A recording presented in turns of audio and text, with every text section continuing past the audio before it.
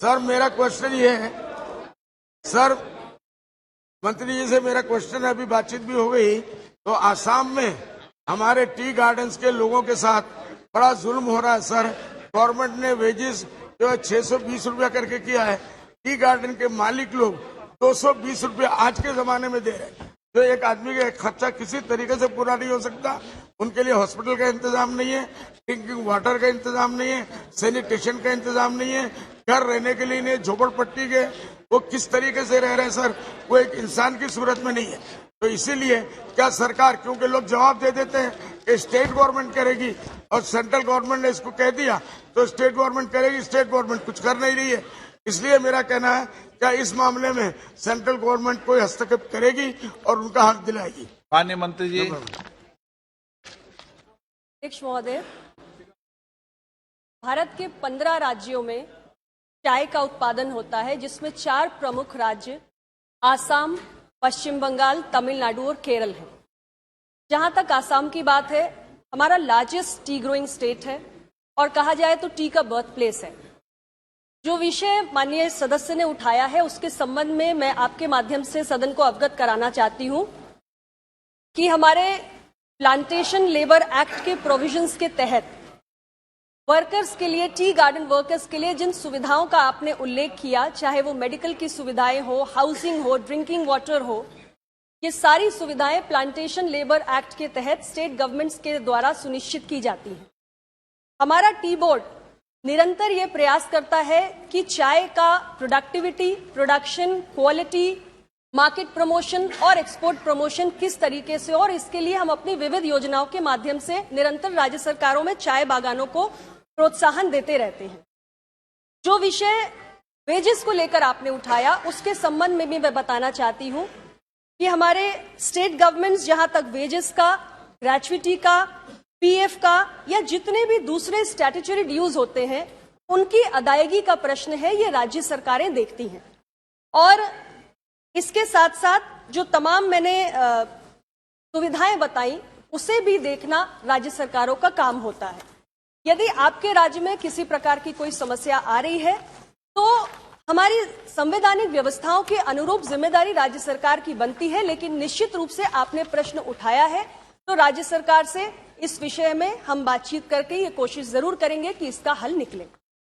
Honourable member, मुझे उम्मीद है कि जैसे सबके अच्छे दिन आ गए, मोदी जी के आने के बाद अच्छे दिन आने वाले थे, इन विचारों का भी कोई अच्छा दिन आ जाएगा। सर इसका जो है, खासकर पीयूष गोयल जी इसका ख्याल रखें, मोदी जी से इस मामले में बात करें कि वो ध्यान दें। बहुत बुरा हाल है सर, बहुत बुरा हाल है। पूरी दुनिया में आसाम की चाय मशहूर है उसके नाम से।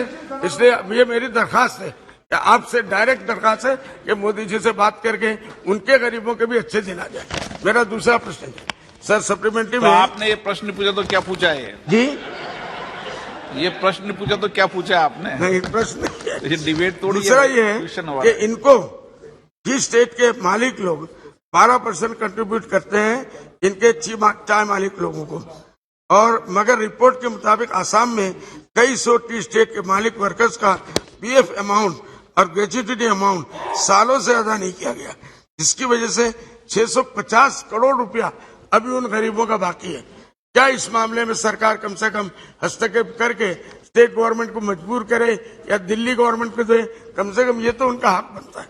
इसके लिए मेरी खुसूसी आपसे स्पेशली रिक्वेस्ट है, अर्नेस्ट रिक्वेस्ट है कि आप इस मामले में भी दखल दें।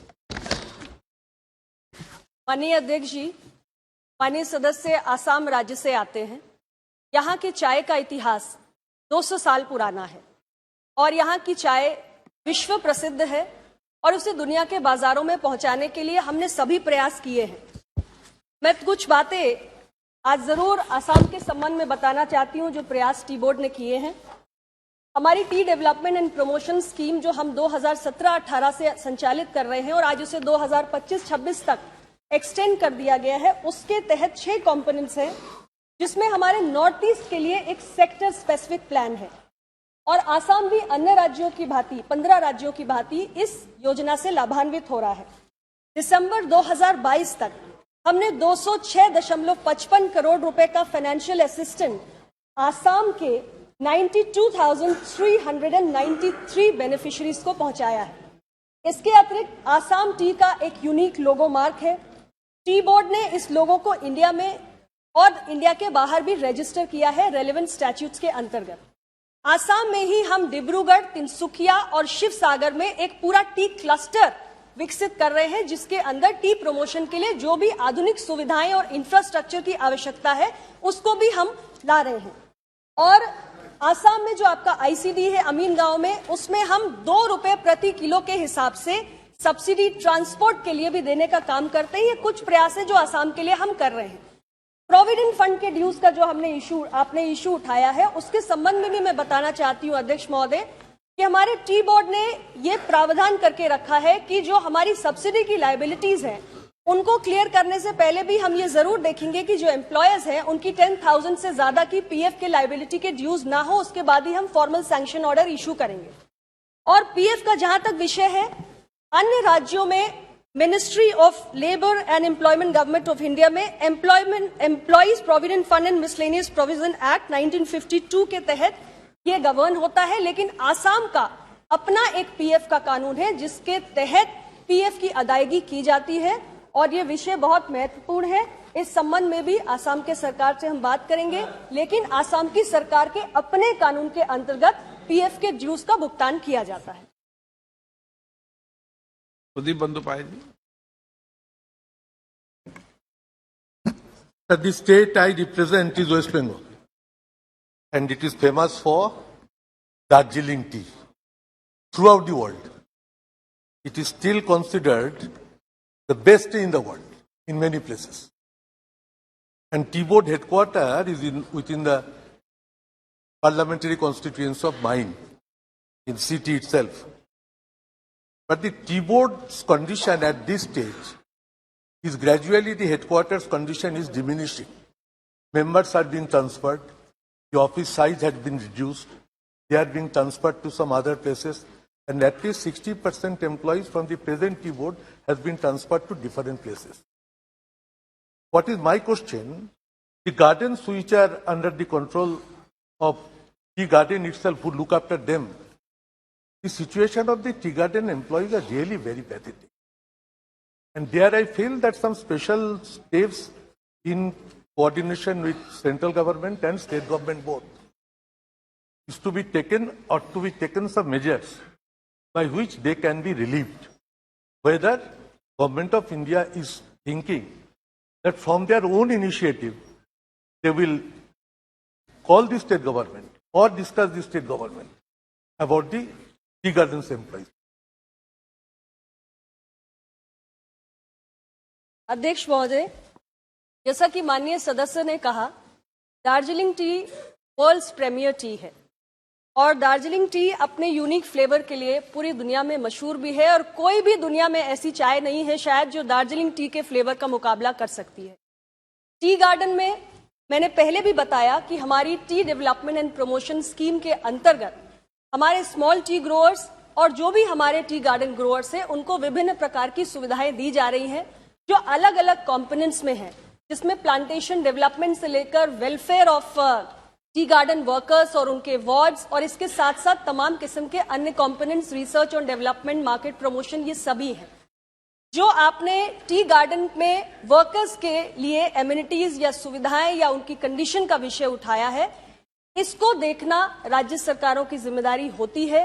इसके लिए हम ये प्रयास जरूर करते हैं कि अगर किसी टी गार्डन को हम ये महसूस करते हैं कि वो लगातार 5 वर्षों में 3 वर्षों तक लॉसेस में रन कर रहा है या वहां की यील्ड पुअर है, तो सेंट्रल गवर्नमेंट उसको इन्वेस्टिगेट जरूर कर सकती है। लेकिन मूल रूप से टी गार्डन की देखरेख के लिए राज्य सरकारों को, जो टी एस्टेट ओनर्स है, उनको काम करना पड़ता है। श्री डीन कुरियाकोस, जो आप इनके कहने से जवाब मत दिया करो। डीन कुरियाकोस। हाँ Sir, as per the answer given here, in Kerala state, 3 estates already been closed. But I am very sure in my constituency alone, more than 5 tea estates been closed their operation due to the financial crisis of managements. Sir, the problem of workers, they are facing a crucial situation. That means They are in a survival crisis. They are not getting enough wages, lack of housing facilities and basic infrastructures. Our state government, consecutively, this is the second year, they are announcing 10 crore rupees package for tree workers, but not been started any project. So, I am here asking to Honorable Minister here, if Tea Board is proposing certain special packages, whatever they proposed earlier for Bengal and Assam, if Tea Board Question is क्या है आपका? that is my question, sir. If Tea Board is proposing any special package for the welfare measures of tea workers of Kerala, whether the government of India will agree to that or provide that special package. अध्यक्ष महोदय, आपने close T estates का जो विषय उठाया उसके संबंध में मैं आपके माध्यम से सदन को अवगत कराना चाहती हूं कि 7 टी एस्टेट्स क्लोज हुए थे, जिसमें से 4 वेस्ट बंगाल में थे और 3 केरला में थे। इसके पहले 12 ऐसे टी गार्डन्स थे जो क्लोज हुए थे। ये 12 के 12 पश्चिम बंगाल में थे और वो सारे वेस्ट बंगाल की गवर्नमेंट ने रिवाइव किए। Insofar as a special package announcement for Kerala is concern, as of now there is no proposal under consideration. Question